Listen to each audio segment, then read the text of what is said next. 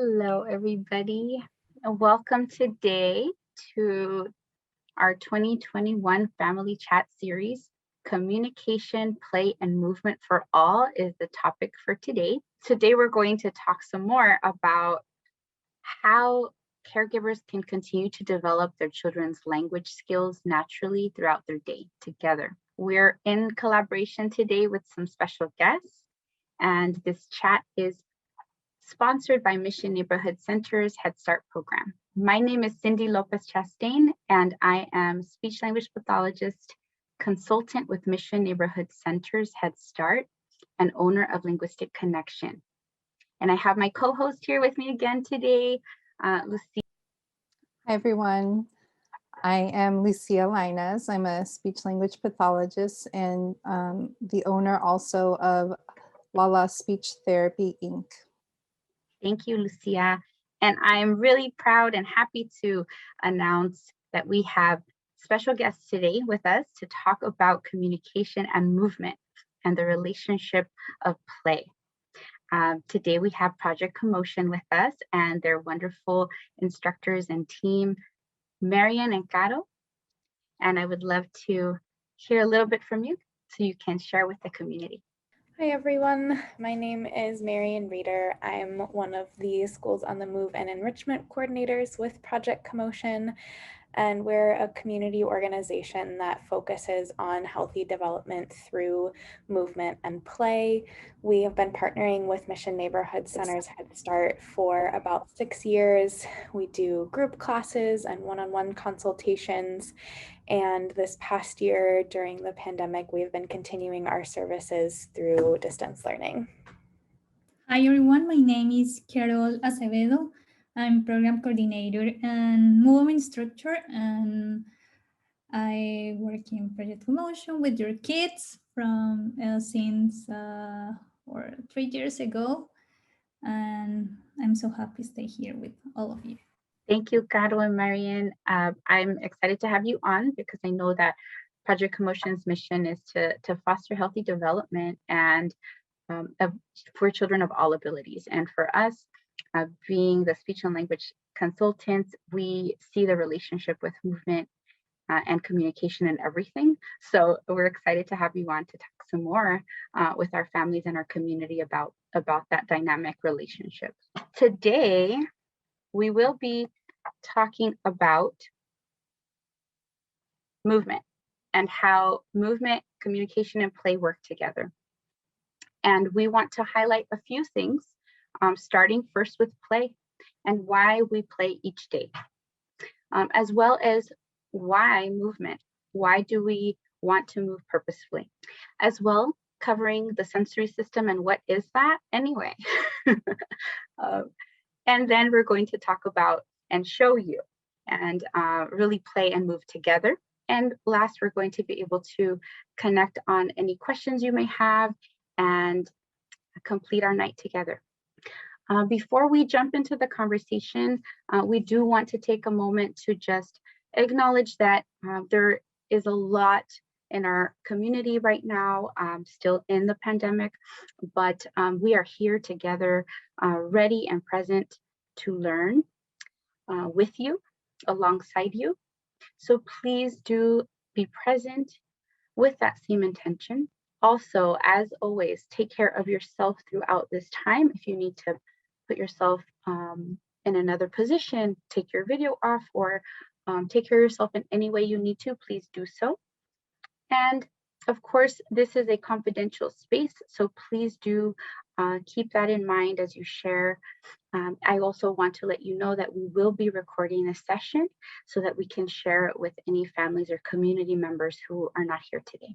We're all in transition and ready for the time together. As we have had a busy day, we want to really get ourselves oriented and present, getting our bodies here in the now, as the day has been long for so many of us with so many responsibilities and priorities. And it makes me ask and wonder, why is that important? Today, we really want to show you why. And maybe, opening it to our teammates at Project Commotion. Marian, why is it important to start this conversation by checking in with our body? Thanks, Cindy. So I think it's really important to have a moment to check in with ourselves. We're all coming from so many different places during our day, and we're coming together as a community to spend some time learning. And one of the best ways to collectively ground ourselves and get all of us on the same page is just to be able to check in with our bodies, notice what's around us, and do a couple of gentle movements all together. So I think we're going to start that. The first thing I want to invite everybody to do is just take a deep breath, whatever that means for you, eyes open, eyes closed, just 1 or 2 deep breaths, really connecting with how the breath is feeling in your body. It doesn't matter how fast or how slow it is, just a couple of breaths.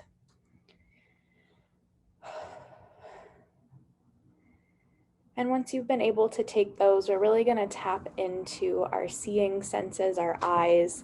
And the first thing is we're in front of our screens, but I would like to invite you to notice something that is in front of you that is not your screen. So for example, I notice I have my water glass near me. Just really take a moment and choose one thing to look at in front of you. Just really notice its presence in your space. Notice any details about it that you might not have noticed before, and just take it in for a moment. And once you've taken that in, we're going to transition to looking to our left. There's going to probably be a wide variety of things to your left. Again, go ahead and choose one thing, one object that you're noticing. Send your focus toward that. Notice any details about it, its place in relation to the rest of the space to your left. And just take a moment to notice it.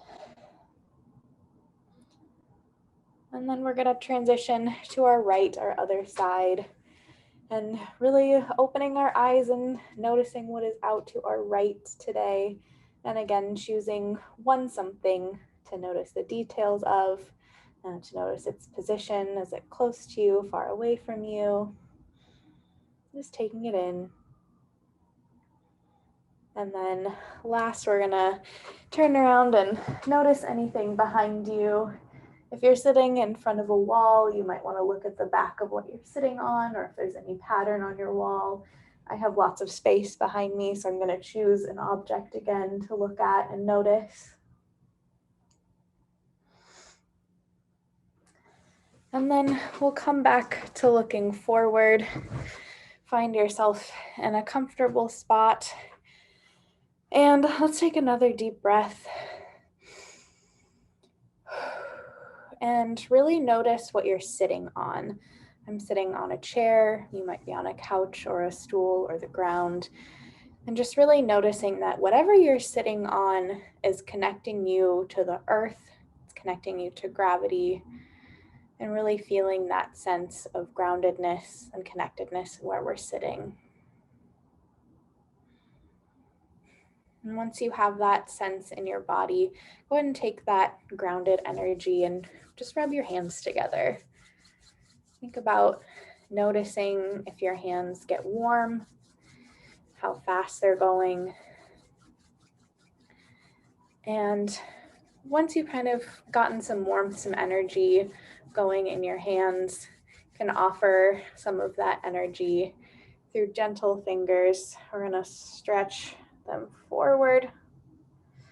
This can be as big or as small of a stretch as you would like. If you'd like some more movement, bring your hands up. And then go ahead and turn your fingers just into raindrops all the way down. And we'll close with one more deep breath.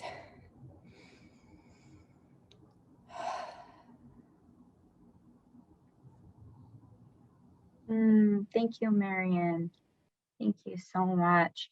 I feel my body starting to sit down a little bit easier into my chair.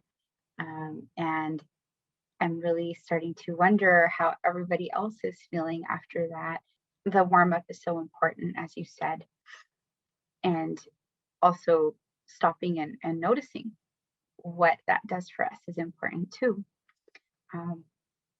I'm curious, how are you all feeling now after that warm-up? We want to really anchor inside of what we need for our bodies to be able to learn, and our children thinking about what they need for their development and the learning that happens in their day all day, right? Thinking about the sensory emotions and that their bodies feel things as feelings or as sensations. I wonder, what our children are feeling as their day continues throughout their day. Thinking about why movement is important, we're also thinking about why our senses are important and what we feel is important. Team Project Commotion, is there a relationship between what we feel and movement and learning? Absolutely. Movement in itself is a sensory experience. When we move our bodies, whether we're an adult or a child, we're using so many of our senses at once. We're using our sense of touch to feel the different things we're putting weight on. We're using our eyes to see what is all around us. Probably hearing sounds of the environment. We might be making sounds with our bodies. Maybe there's some smells or tastes that are coming when we're doing movement. I know, seeing lots and lots of children using movement to explore different tastes and exploring that with their whole bodies. And so movement and our sensory systems are really what help us understand the world, especially when we're thinking about young children who are really working on developing their language and cognitive skills. Those senses are so important. They get so much information. They're able to process so much information through that movement. And as we incorporate sensory and movement into our daily lives, it also allows us as adults and children to really find a sense of calm, awareness about our environments, because we are understanding what we're getting from the world in a sensory way. And our sensory system also allows us to just find joy in the world, find things that you love to touch, that you love to eat, ways that you love to move. So many of our joyful experiences are based in how our body feels and understands the world. Yeah, absolutely. I'm thinking about when I am supporting a little child with their speech and language, for example. We start by touch and by sight and by hearing, if those are senses that are available to them, and it's really showing through play that we're going to be able to communicate, and they're motivated and they're interested. And that's one of the pieces where even just the touch and the relationship between the caregiver and the child, it can be calming, it can be soothing, it can be stimulating and exciting. All these different things that I know Project Commotion really supports kids in the classroom or in the community. I know that's how they get that. They've really reinforced that connection. Yes. And we really get to connect to our senses in our play, right? When we ground inside of play, when we meet our children in play, we have the opportunity to meet them where their work is.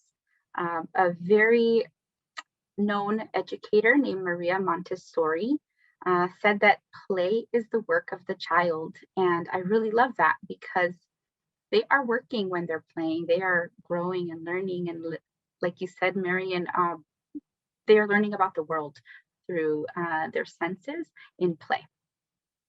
So let's keep joining them in play And I'm curious for the families and the community as we ask ourselves, why should we play? Why do we play? I'm wondering what your play experiences have been in your life. We know as educators that brain development is happening from birth to 5 so rapidly, and so much growth happens. The connections in our little ones' brains are just building and building. So for us, play is our workspace, but everyone comes with a different background. And I'm curious where our families are and who in the community here would like to share either in chat or unmute themselves to say a little bit about their experiences and what their childhood experience with play was. Someone in the chat is mentioning that they didn't play very much. They didn't have the opportunity too much to play when they were little. So I want to really honor that too, and that this Yes. can be a really new experience for some people. Absolutely, absolutely. And thank you for sharing. It is true that everyone may not have the experience of having play as part of their upbringing. And so for families who that may be new for, we do want to highlight that that play is may seem funny or strange or awkward as you're exploring and learning and playing with your child, but that it's okay. I think something else I think about when thinking about play and knowing that we all had such different experiences as children is that play can look so many different ways. I think oftentimes we think of play as kind of a narrow scope of maybe it's playing with a toy or engaging in imaginative play, pretending play. But from infancy through preschool age, play changes and it looks different. And so really tapping into that idea that so much of what children do, what every child does as a child is play. And knowing that even if we don't necessarily have specific memories of play as a child, kind of grounding in that sense that there was probably 1 or 2 moments where you as a young child were able to find some play. And even if we can't remember that, holding that close as we're playing with our children. Absolutely. Thank you for saying that. And joy and play looks different for everyone and what that was. So thank you for that reminder and that honoring. And we know that for our intention today, looking at play as children's work and looking at play as an interactive dynamic that may not be what you know, but we're here to show you that it's possible to bring that into your life now. So let's think about that a little bit more. How is it that we as caregivers and as educators can incorporate play into our children's day?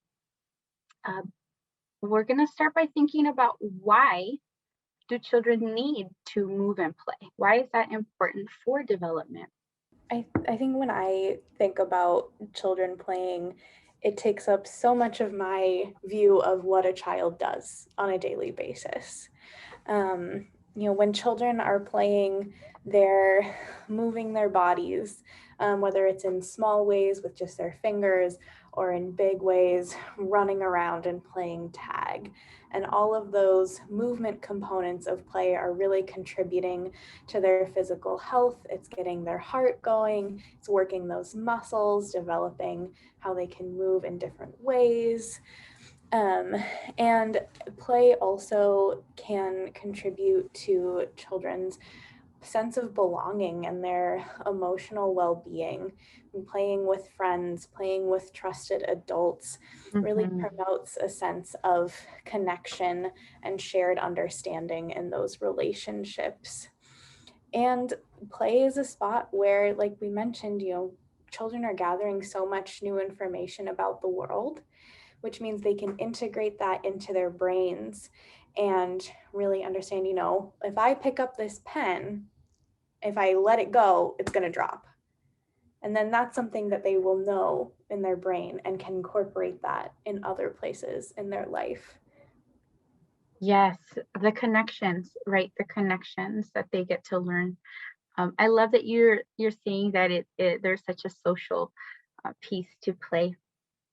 As we mentioned, there are different ways to play, and interaction is, for us as the language and speech, communication lens people that Lucia and I are, we think of interaction as the place where language happens. I think it's the children can recognize by themselves when they move, when they play, and be part for I am part of this world or my Yes. environment right now. So I think this is a good point of the important for the play. I love that.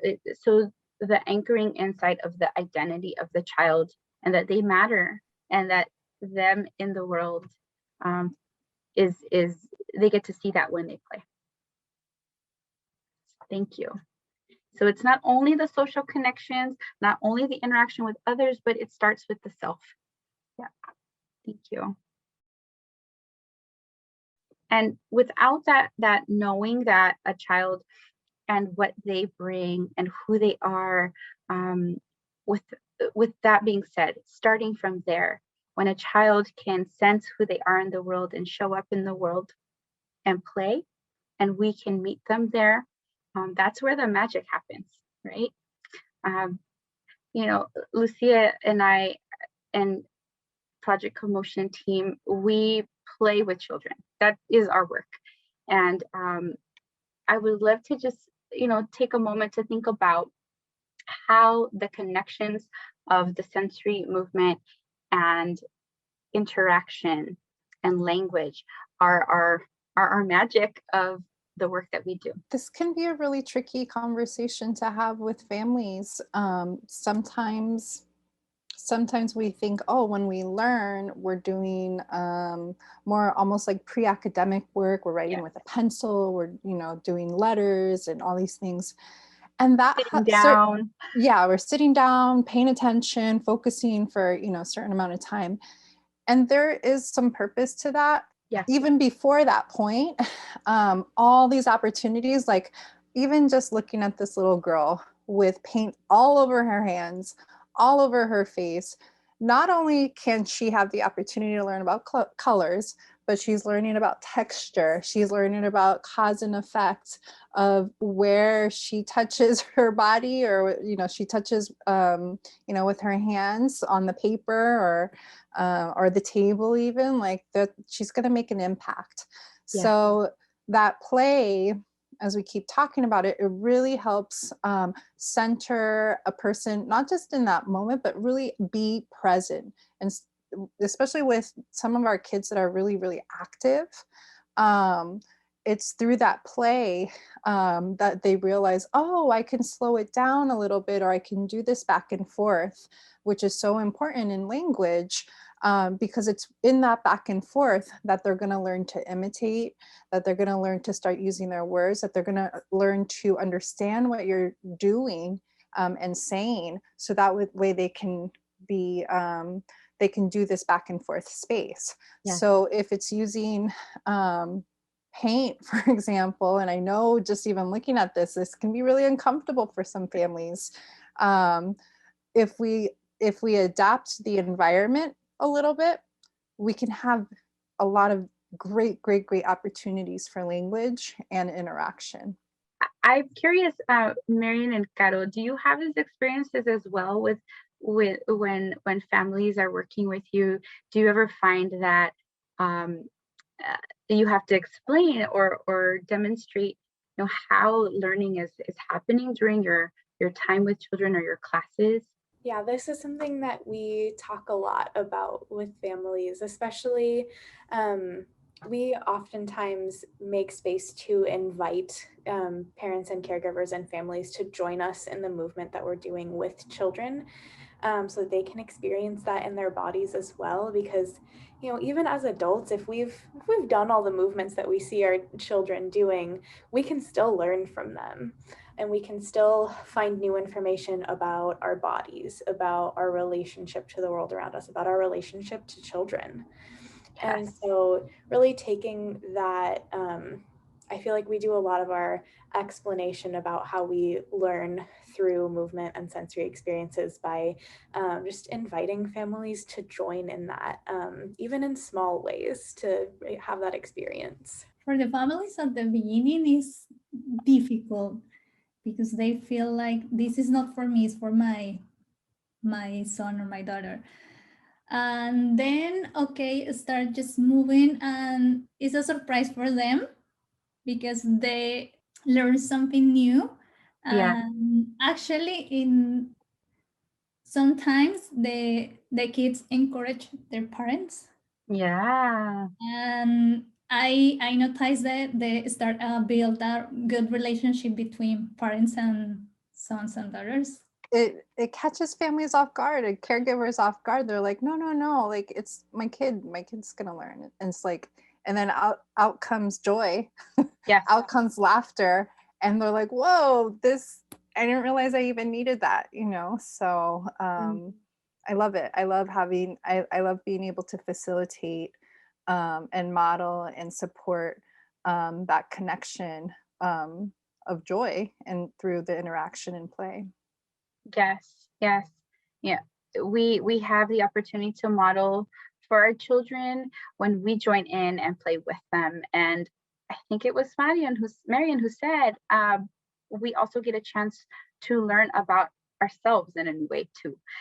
So I want to take that and show an opportunity right now for our community to learn and try something new together, to move and play. We have Susan, who is the director of Project Commotion, who's going to lead us on this video through an activity. Okay, so what do you think, Marian and Caro? Any tips for the families about how they can get ready to join in and what might be comfortable for them? Yeah, absolutely. We would love to invite you to try this movement out in your bodies in any way that feels comfortable. You're welcome to try just a couple of movements, do the whole thing. If movement is not feeling super accessible to you right now based on just how you're feeling or what your space is right now, that is totally fine. You're welcome to watch the video and just watch how Susan moves through it. We are all going to be trying the movements along with you. And I think that Cindy is going to be offering some of the words and movements in sign language as well for us. Yes, yes. Thank you so much. Don't think too much, just try to do it. It's easy and funny. Yes, yes. And I will be, as you know, we are recording this session, so don't worry about the sign language and trying to learn it now. I am going to do it together with you, and you can always refer to this section to learn specific signs, but I want you to be in the movement with us. So I'm going to turn off my volume, and I'm going to go to the floor and join you. So why doesn't everyone get in that position to get moving and playing with us? Okay. I think you just have your thing on mute. That's all. Oh, Yeah. Okay. According to this, I don't. Let me try again. You did before. That's fine. Oh, I did. Oh, of course I did. Yeah. Thank you. Okay, I'm glad we're. Hi, friends. It's so nice to see you today. Thank you for coming to do some warm-up and animal moves with me. Are we ready to start? Okay. So we're going to go somewhere in our room where we have some space, where we can be on the floor, and we can move a little bit around. So let's move back, stand up, Let's see. Do we have a little bit of room side to side and front and back? Perfect. Okay. Let's have a seat. Let's look around. Make sure if there's anything sharp or anything biased that we just know where it is. And we're going to sit down with our legs nice and long and give them a shake. Stretch your arms long, stretch your up high and your legs long. And then we're going to make our bodies very round by hugging our knees like this. And then we're going to open our arms and legs and close. And open and close. And pike and tuck. And a little faster. Open, close, pike, tuck, open, close, pike, tuck. Nice deep breath. All right, we're going to hug our knees really tight. We're going to take a deep breath. And when we let our breath out, we're going to open our butterfly wings. Ready? Deep breath in. And our wings open, our feet stay together, and we're going to hold our hands. Where should we fly to today? Maybe we could fly to the park. We're going to fly up very high, and we might see some things in the sky as we pass by. What do you see? Do you see an owl? Whoa! Whew. Look out for that owl. Do you see an airplane? Whoa! Whew. We got out of the way of that airplane. Do you see a flying dragon? Watch out for the flying dragon. Whew. We made it. Do you see the flying unicorn? Whoa! Oh my goodness. That was a busy flight. Let's take our nose and put it down to our toes and smell the flowers in the garden. Ready? Oh, my toes got so stinky as I was flying. Whew. One more time. Can we take our nose, put it down to our toes, take a deep breath? Whoo-wee. Okay. Let's take our stinky toes and put them behind us. Let's lie on our bellies, hands on top of each other, and we'll take a little crocodile nap. Good night. Let's wake up and make a little noise. Oh, wait, shh. Time for a nap. Everybody's sleeping. Hands down, head down. Good night. Oh, let's make some noise. Oh, wait, shh. Time to sleep. Oh, let's make some noise. Oh, wait, shh. Time to sleep. Hey, let's wake up. Put our hands together, make our fins, and dive under the water with the sharks. Ready? Fins up, heads down.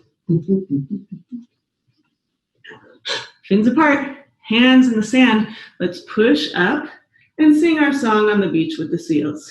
What's your song sound like today? Mine sounds like or. Very nice. Ready? We're gonna lift up our hips to run our hands and our knees like our doggies. And we're gonna bend our spine a little bit and wag our doggy tails. Awesome. Now, let's rock back and forth a little bit. Push your kitty paws into the ground, rocking forward, and then rock your tail back towards your heels and stretch your kitty paws down. Take a deep breath. And with our kitty paws down, we're going to put one foot on the ground, the other foot, lift our hips up very high, our heads down, and let's let out our big bear roar. Ready? Can I see you upside down? Let me hear your roar. Roar. Fantastic. All right, now we're going to drop our bare hips down and find our froggy legs. We have flat feet, bent knees, hands in front. Look around, make sure I have some space to jump so high I might disappear from the screen. Ready, set, ready, set, one more jump. Ready, set, let's turn our frogs now into logs. Stretch your body nice and long from your fingertips down to your toes and give it a little wiggle.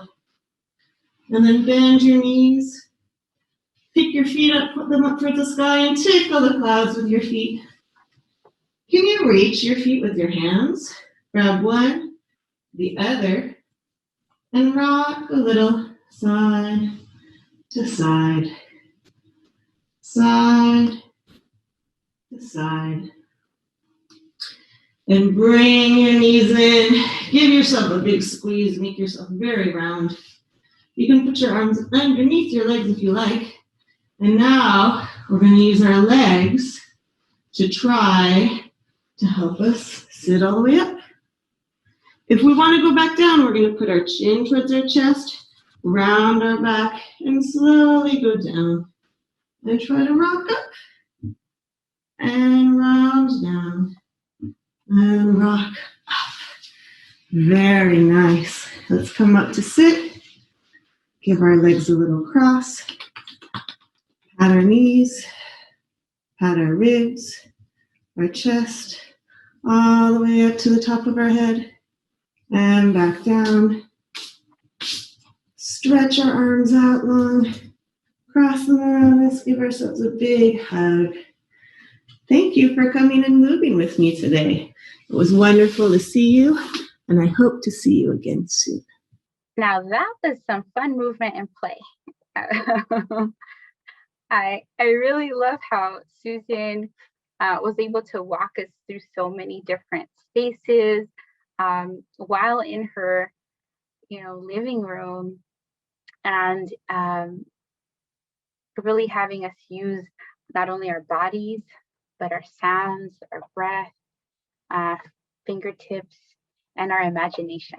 When we wanted to come together with Team Project Commotion for this conversation, it was really clear to us that the connection to language for so many of our little ones is through movement.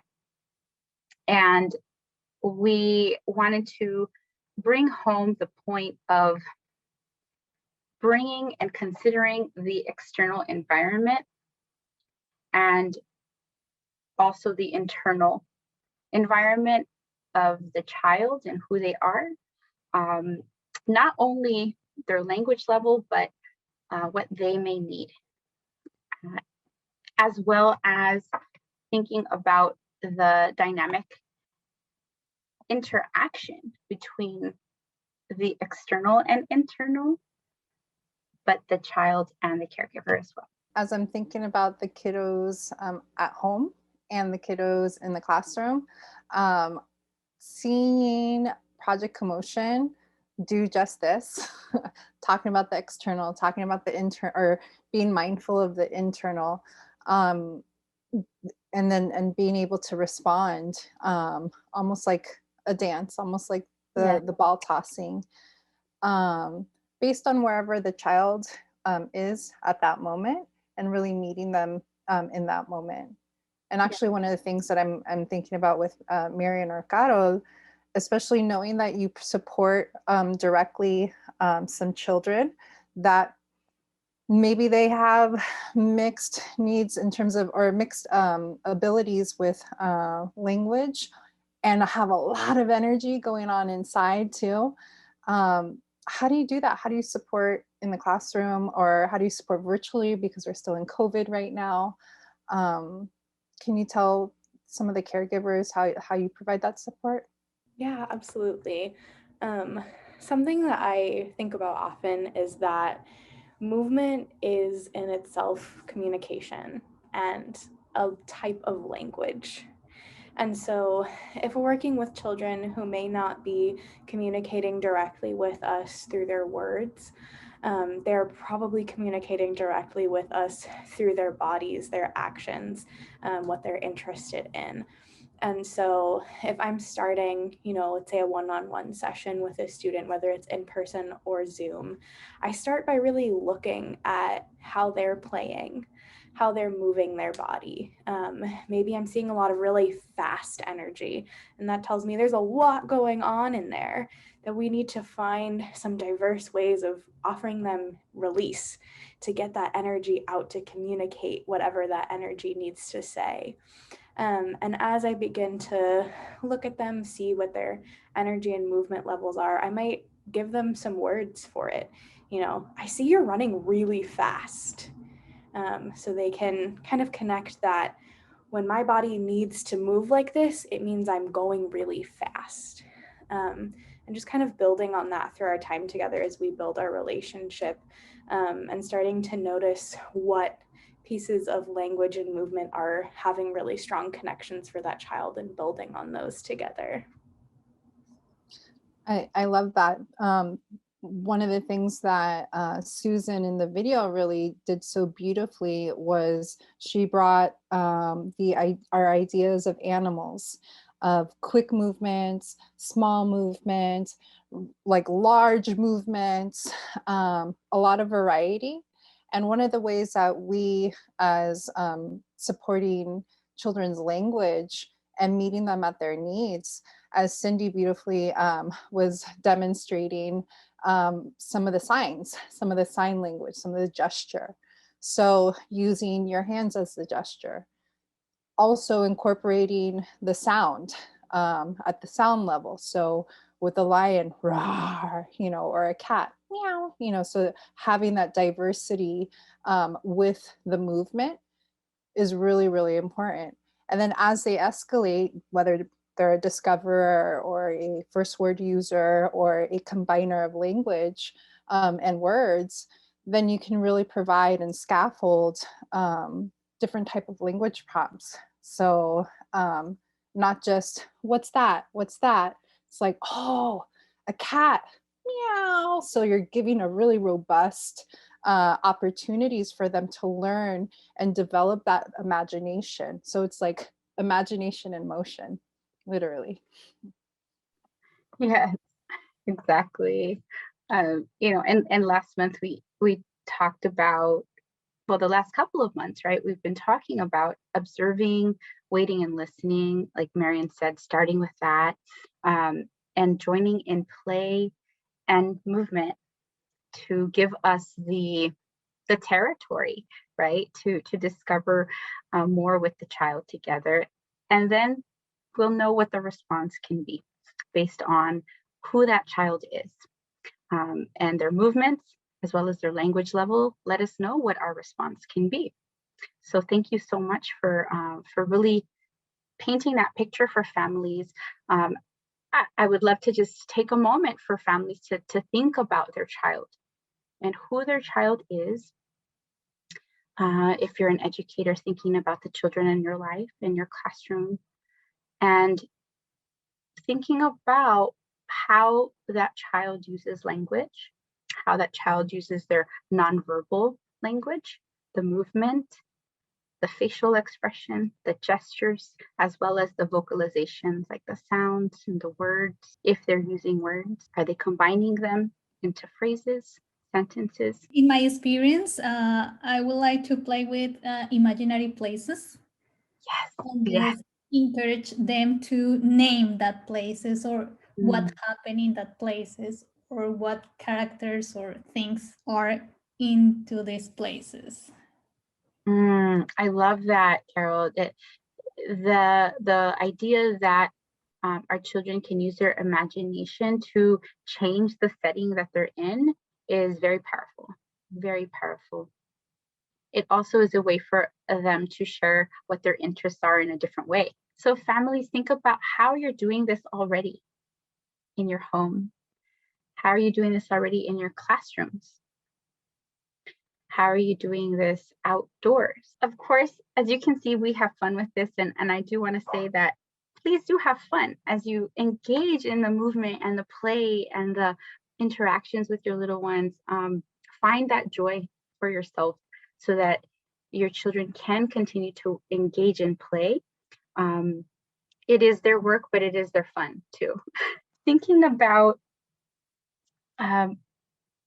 what movement and play can look like in our own lives. I know that right now, as we started with, we are in transition right now with the change of the pandemic time that we're living. And sometimes going outdoors may not be as it was. It may be uncomfortable still, but realizing that we are in transition and we'd love to talk a little bit about what it's like to bring play outdoors. Project Commotion, when Susan in the activity, we were able to share and show what it looks like to bring some really dynamic movement into our home. And we also know that our homes look different.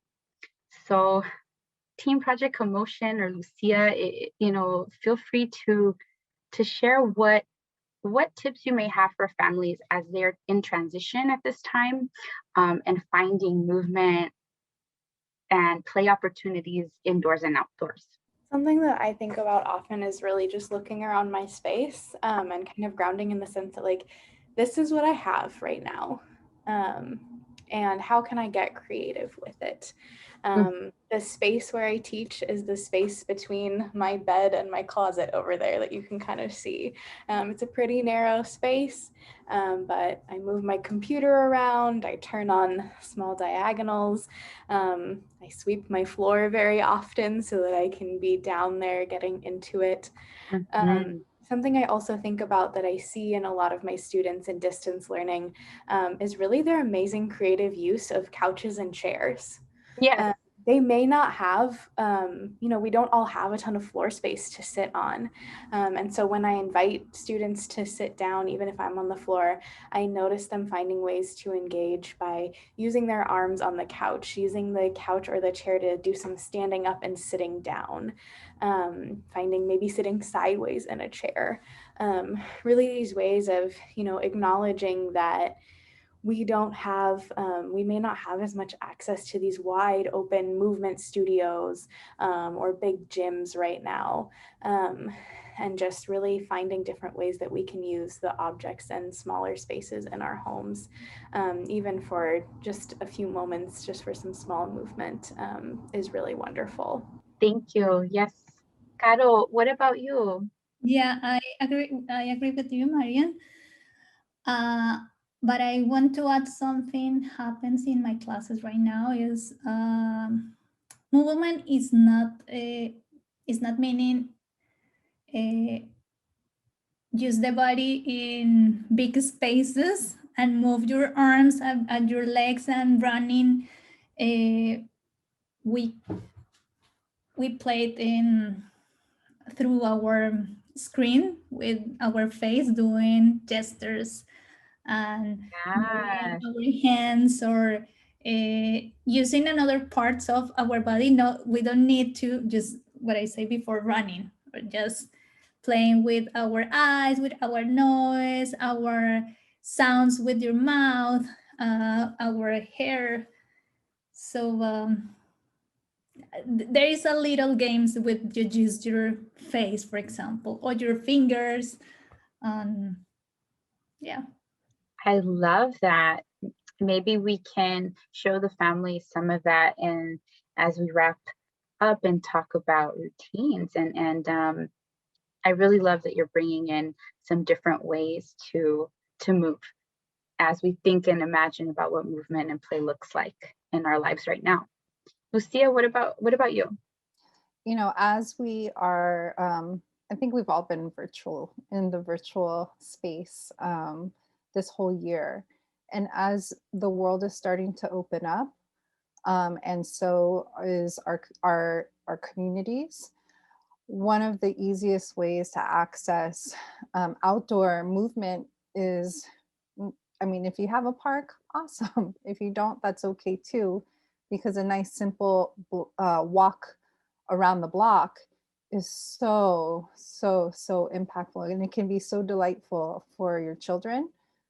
Going on a little scavenger hunt, maybe an I Spy a color, or I Spy a certain object.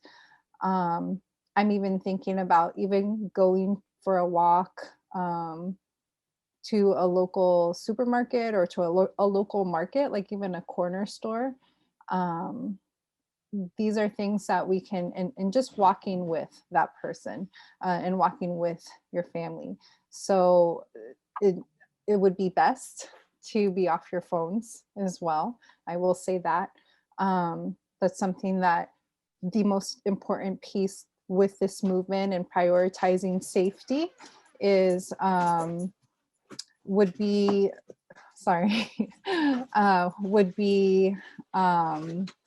the interaction.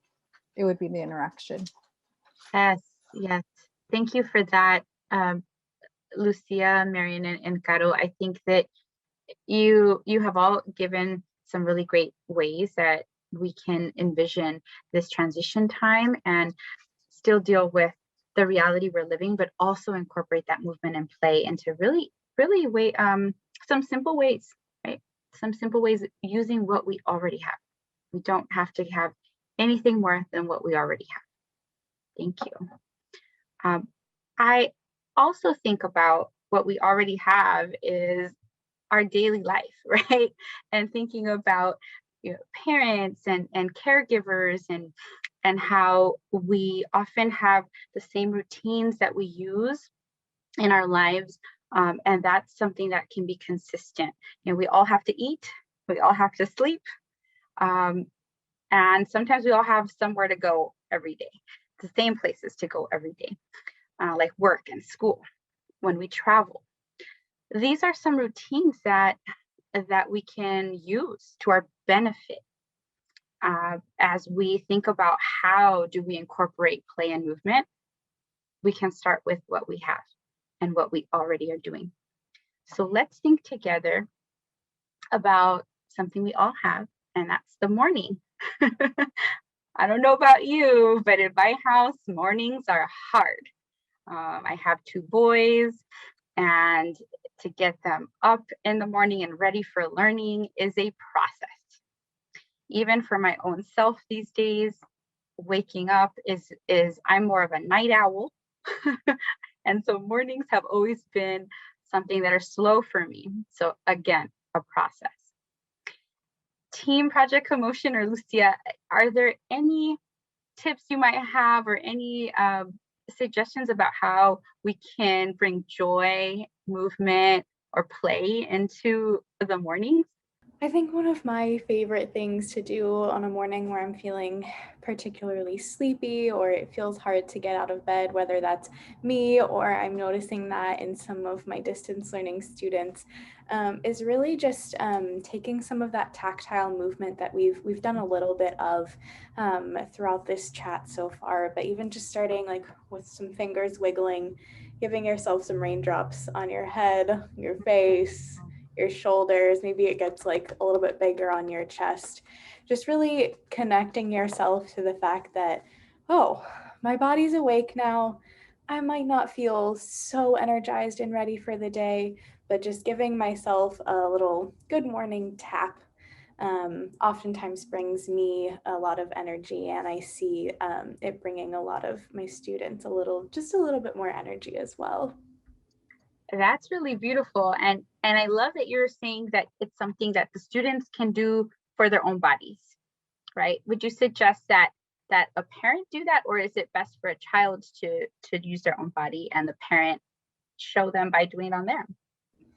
I think it's wonderful when a caregiver and a child can do this together. They're each tapping their own bodies, really giving that sense of, even if the world is not what I want it to be right now, I can sit here with my own body and feel that tapping, and seeing it in a caregiver and a child, someone you have a close relationship with, is also just going to build that sense of connection right at the start of your day, which can really start things off on a nice foot. That's beautiful. Thank you. Yes, I think that Caro has another suggestion for us. Caro, what about you?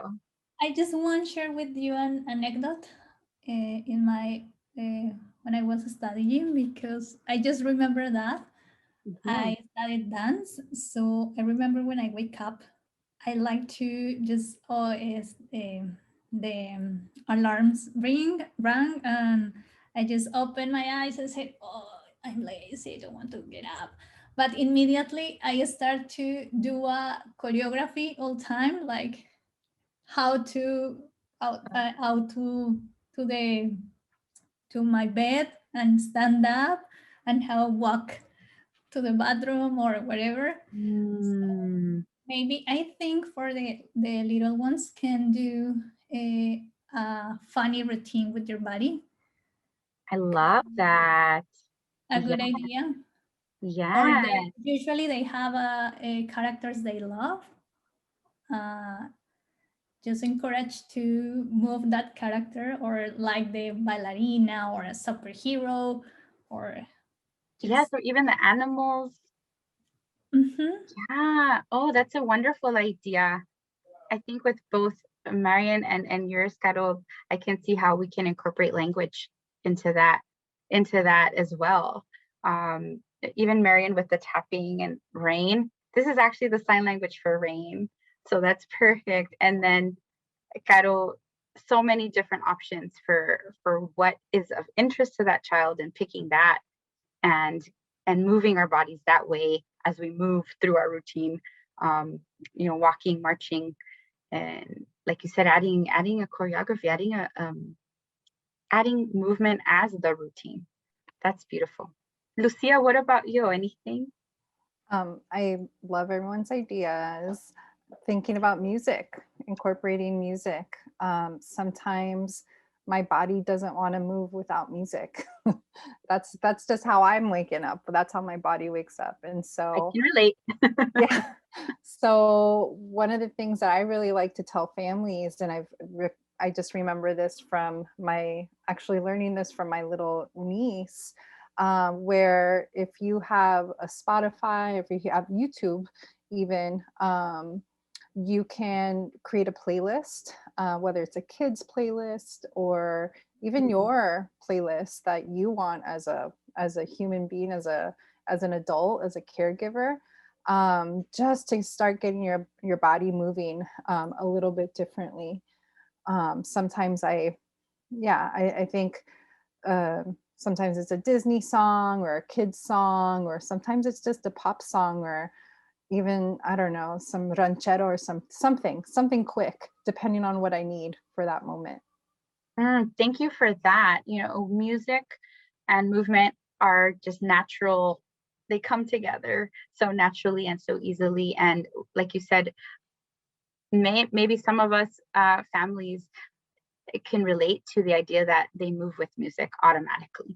So thinking of what is of interest to you, what music you already like in your family, what your child is interested in, what moves them with music, and adding that into the morning. Yeah, that would be a fabulous way to introduce it into the routine and bring some joy at a time that sometimes is not always joyous for caregivers.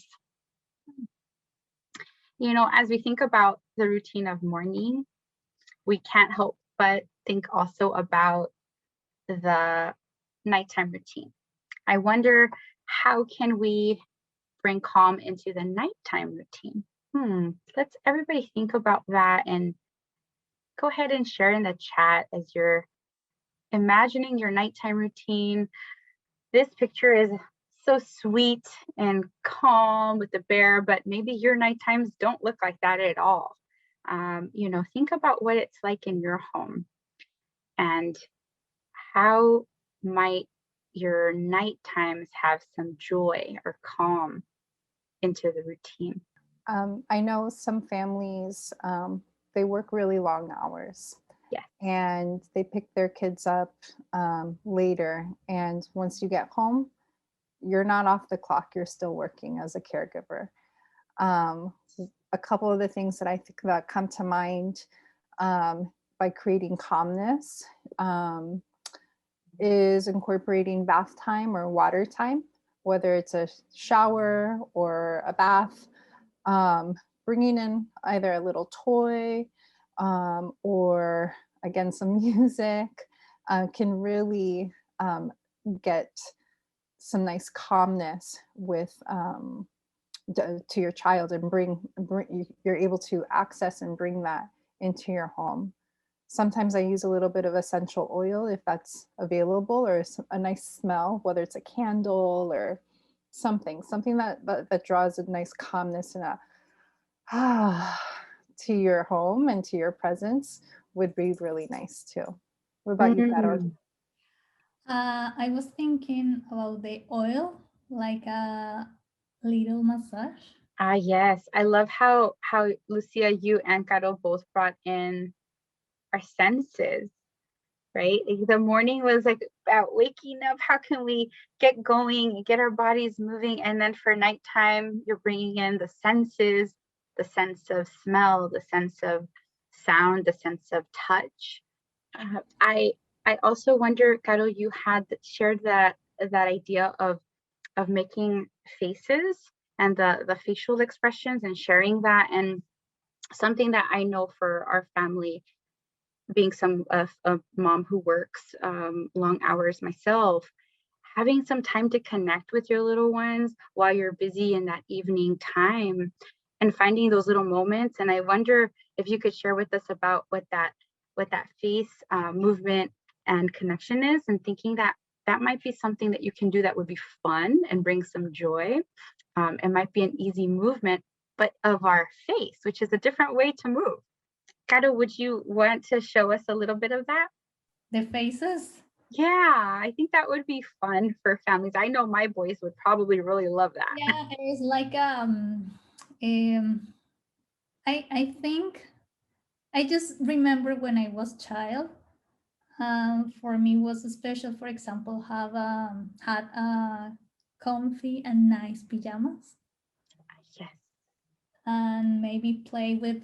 Okay, it's an idea. Just play with your face, like when your mom and your dad is putting your, I don't know what is the name for this, The blanket. the blanket. Yes. And maybe try to put it on their face and then off and again, and try to play just with the different masks with the face. I love that. Yes, like it's almost like we can be mirrors for each other as Yeah. we hide and peekaboo and add the if it's a smile, then if they smile, we smile. If we close our eyes, they close their eyes, and doing that mirroring together with the blanket at that special time where we're about to say good night, right? And Mary, did you want to add something? I was just gonna say that even taking a moment to really tap into that silliness and be like, I'm gonna show my kid a really super silly face and call it a silly face. Yeah. I'm gonna show my child a really sad face, and we're gonna make a sad face together. And I think that, as you mentioned, Cindy, is really a moment to find a point of connection, and also is, a moment in our evening to add a little bit of language that children can go to sleep with. And we know that so much learning and processing happens while we're asleep. Yeah. Really continuing that right to the end of our day not only is fun, calms us down, finds connection, but also really promotes that learning for the day to come. Yes, thank you so much for that piece. I have another idea. It's just the communication. Just tell stories between parents and sons or daughters, Mm-hmm. and try to involve the maybe the faces or the bodies too when you are uh, telling any story or what happened in your day to day. Just let me know with your movements or with your face. Not only the kids, but also the parents too. Yes, we as the caregivers, we will model that language of the storytelling. What a special place. We can do it through books if we have visuals, and we can also do it ourselves with our own imaginations, like you said, and our own bodies. Lucia? I love, Caro, that you brought in stories and storytelling and books. As we've been talking about books, and we know how important it is to really develop a child's imagination.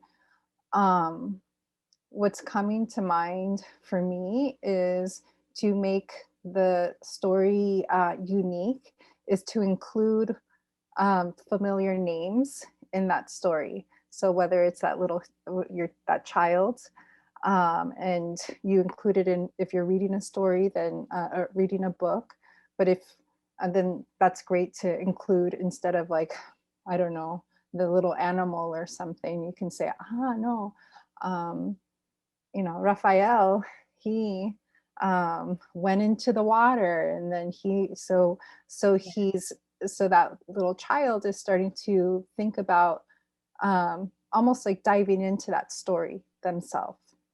And that's just something that really comes to mind as we really want to continue to encourage imagination. So that idea in their head and that understanding of what can happen, what an opportunity for them to really explore, and then be able to do that interaction in a really calm space.